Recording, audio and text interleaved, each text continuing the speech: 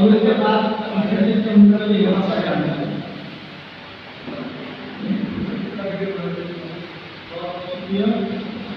आप लोगों का यहाँ पे प्रोग्राम कई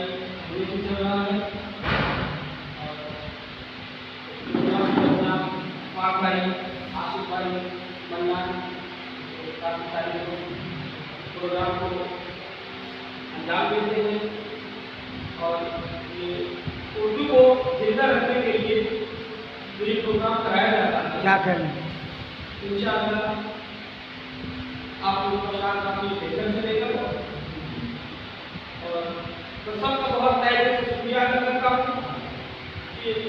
हमारे इस सभागार में आए और यहाँ पे प्रोग्राम को अंजाम देते हैं, बेहतर तरीके से अपनी बातों को रखते हैं, शेर और शायरी में अपनी बातों को जो दुनिया की चल रही है हो रही है उसको अपनी शायरी के अंदाज में रखते हैं। एक मैसेज समाज में जाता है कि उर्दू